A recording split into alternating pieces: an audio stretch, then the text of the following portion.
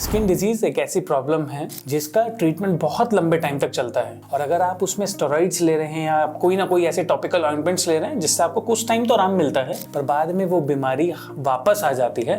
That means वो आपके blood में आपके रक्त को कहीं ना कहीं दूषित कर रही है, जिसमें आयुर्वेद आपकी मदद कर सकता है उसको परमानेंटली ठीक करने के लिए। तो आज हम इस वीडियो में बात करेंगे स्किन डिजीज स्पेशली सोराइसिस के बारे में, क्या कारण होते हैं और कैसे उसको ठीक किया जा सकता है। Hello everyone, welcome to Tulsi Ayurveda. I am doctor Ankit Agrawal. आज हम बात करेंगे सोराइसिस के बारे में। सबसे पहले हम ये जानते हैं सोराइसिस होता क्या है।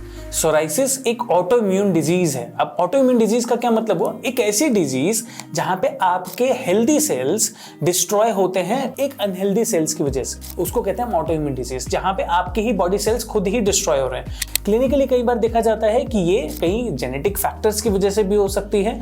कई बार इसके जो रीजन होते हैं, जो आयुर्वेद में बताया गया है कि अननोन रीजंस हैं, ऐसा नहीं है किसी कारण की वजह से हुआ है, बट आज के टाइम में जब हम इसको देखते हैं तो इस बीमारी के कई सारे कारण आते हैं। सबसे पहला कारण आता है पुअर डाइट। अगर आप ऐसा खाना खा रहे हैं जो इनकम्पैटिबल है, मतलब आप दो ऐसे खाने को मिलाते हैं जिसके मिक्स करने से आपकी बॉडी के अंदर दूषित विष बनता है या टॉक्सिन्स बनते हैं, तो वो बीमारी को क्रिएट कर सकता है और ये बहुत लंबा टाइम लेता है। ऐसा नहीं आपने आज कुछ गलत खाया तो कल ही ये बीमारी हो जाएगी, बहुत लॉन्ग प्रोसेस रहता है, उसके बाद ये बीमारी बनती है। जैसे बहुत कॉमन सी चीजें हैं कि आप ठंडा गर्म एक साथ खाते हैं, मीठा नमक एक साथ खाते हैं, आप कोल्ड ड्रिंक लेते हैं बहुत ज्यादा, या आप मछली के साथ या कोई भी नॉनवेज फूड प्रोडक्ट्स है उसके साथ मिल्क प्रोडक्ट लेते हैं, उसकी वजह से भी सोराइसिस होने के रीजन होते हैं। और जो जेनेटिक रीजंस है, कई बार वो फैमिली टू फैमिली रहता है, उसकी वजह से भी हो सकता है। और कहीं ऐसा भी होता है कि आप बहुत लंबे टाइम से कोई मेडिकेशन ले रहे हैं जिसके इरप्शन से ये बीमारी होने लगती है। कई बार जो आपको स्किन डिजीज है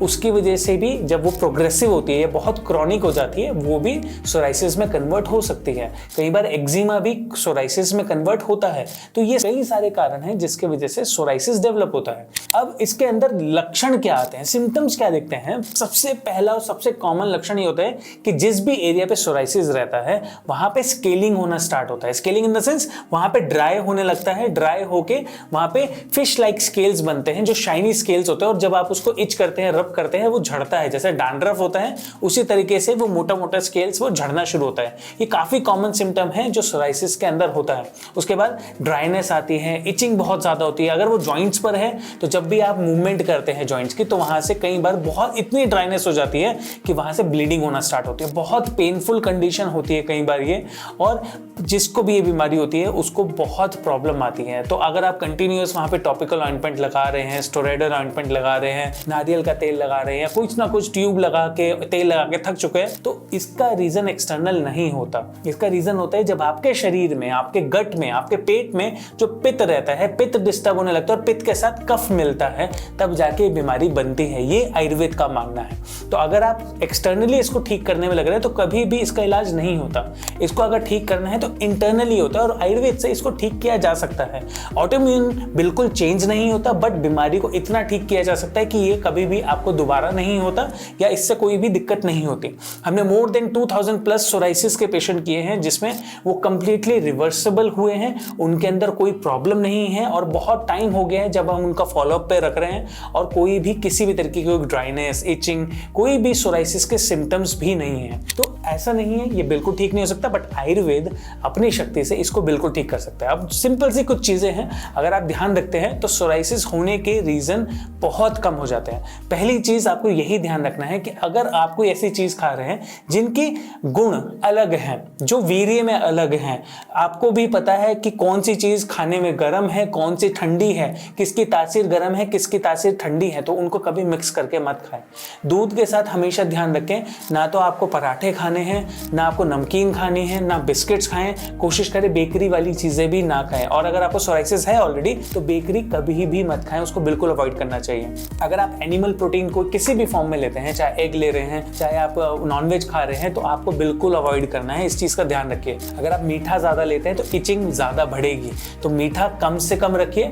और अगर आप खट्टी चीजें लेते हैं तो ये ज्यादा प्रॉब्लम को बढ़ाता है। दो सीजन ऐसे होते हैं जैसे सर्दी और बारिश का सीजन, जिसमें सबसे से ज़्यादा सोराइसिस की कंडीशंस आती हैं। तो अगर आप इस चीज़ का ध्यान रखते हैं कि ये सीज़न है, अब आपको खाने का अगर आप बैलेंस करते हैं, डाइट को बैलेंस करते हैं, तो ये बीमारी कम हो सकती है। देखिए, अगर आप डाइट का और अपने लाइफस्टाइल का ध्यान रखते हैं, ऐसा नहीं है कि सोराइसिस उससे ठीक हो जाएगा, पर इतना ज़रूर है कि जितनी प्रॉब्लम्स आपको आने वाली हैं, 10 बीमारियाँ या 10 सिम्टम्स उसमें अगर आपको आ रहे हैं, तो उसमें से कम 3-4 भी कम होंगे तो आपको बहुत ईजी रहेगा। इचिंग अगर बहुत ज़्यादा है तो वो थोड़ी सी रिड्यूस रहेगी, आपकी लाइफ थोड़ी सी ईजी रहेगी अगर आपने अभी तक प्रॉपर ट्रीटमेंट स्टार्ट नहीं किया है। और अगर आप ट्रीटमेंट लेना चाहते हैं तो सोराइसिस को हम कंप्लीटली आयुर्वेद से ठीक कर सकते हैं। तो नीचे दिए गए नंबर पे आप हमें कॉन्टैक्ट कर सकते हैं, आप अपनी अपॉइंटमेंट ऑनलाइन बुक कर सकते हैं। आप इंडिया में हैं या इंडिया से बाहर हैं, आप कहीं भी हैं, आपके नोन में कोई भी ऐसा पेशेंट है, आपका कोई भी रिलेटिव है जिसको सोराइसिस की कंडीशन है और उसको अभी तक प्रॉपर ट्रीटमेंट नहीं मिला है, तो आप हमसे कांटेक्ट कर सकते हैं, क्योंकि हम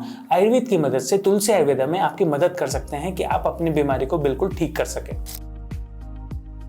अब आयुर्वेद में आप और क्या क्या कर सकते हैं? आयुर्वेद ये बताता है कि अगर आप कोई भी ऐसा तेल लेते हैं, जैसे स्वर्णशीरी तेल बहुत इजीली मिल जाता है, अगर आप वो लेते हैं, अगर वो अवेलेबल नहीं है तो आप कोकोनट ऑयल लीजिए। कोकोनट ऑयल के अंदर आप थोड़ा सा आप नीम ले सकते हैं, नीम का क्वाथ बनाइए, नीम के क्वाथ के साथ पकाकर उसके अंदर थोड़ा सा कपूर आप डाल के रख लीजिए। इस तेल को भी अगर आप डेली लगाते हैं तो काफ़ी बेनिफिशियल रहता है, मॉइस्चराइज करके रखता है, इचिंग कम करता है। महामरीची आदि तेल इजीली अवेलेबल रहता है, अगर आपको इचिंग बहुत ज़्यादा है इसको आप अप्लाई कर सकते हैं, ये बहुत अच्छा रहता है, काफ़ी बेनिफिशियल है। उसके अलावा अगर आपको ये प्रॉब्लम ज़्यादा है या बहुत लंबे टाइम से है तो स्वर्ण गैरिक आपको मिलता है, एक मिट्टी की तरह, तो लाल मिट्टी होती है, उसके अंदर आप गुलाब जल मिला के आप उसको अगर थोड़ा लेप करते हैं, वो भी आपके लिए काफ़ी ईजी रहता है। वैसे ये बीमारी ऐसी है कि अगर आप इसके अंदर सिंपल सी ये चीज़ें करते हैं आपको थोड़ा रिलीफ तो मिलेगा, बट अगर ये बहुत प्रोग्रेस हो गई है तो आपको प्रॉपर ट्रीटमेंट ही रिक्वायर्ड है। अगर जलन बहुत ज़्यादा होती है तो चंदन का लेप आप लगा सकते हैं, उससे भी आपको काफ़ी ज़्यादा बेनिफिट मिलता है। बट ड्राइनेस अगर ज़्यादा है तो आपको ध्यान रखना है, पाउडर का यूज़ आपको कम करना है, आप ऑयलिंग ही ज़्यादा करेंगे, वो बेनिफिशियल रहेगा। और जो आप खाना खा रहे हैं उसका ध्यान रखेंगे। स्लीप फैक्टर बहुत इंपॉर्टेंट होता है, अगर आपकी नींद प्रॉपर नहीं है, आप स्ट्रेस में बहुत ज़्यादा है, तो ये बीमारी बढ़ती है। कोई भी ऐसा पेशेंट जिसको सोराइसिस की प्रॉब्लम है, अगर उसको नींद नहीं आती है, बहुत ज़्यादा स्ट्रेस में है, तो ये बीमारी हमेशा बढ़ती है। तो इस चीज़ का आपको ध्यान रखना है कि आपको कैसे मैनेज्ड वे में उसको रखना है ताकि ये बीमारी बढ़े ना और उसको आप कंट्रोल कर सके। तो इन्हीं बेसिक चीज़ों का अगर आप ध्यान रखते हैं तो आप अपने सोराइसिस को थोड़ा बैलेंस रख सकते हैं। ऐसे ही हम आपके लिए वीडियो लाते रहेंगे, बहुत सारी बातें हम आपको बताते रहेंगे। इस चैनल को सब्सक्राइब करके रखें, क्योंकि इस चैनल पर आपको आयुर्वेद से रिलेटेड या आपकी बीमारी से रिलेटेड जो भी प्रॉब्लम है आप हमें कमेंट बॉक्स में बता सकते हैं और हम आपको कोशिश करेंगे आपकी हेल्प करने की और आपको बीमारी से दूर करने की। Thank you.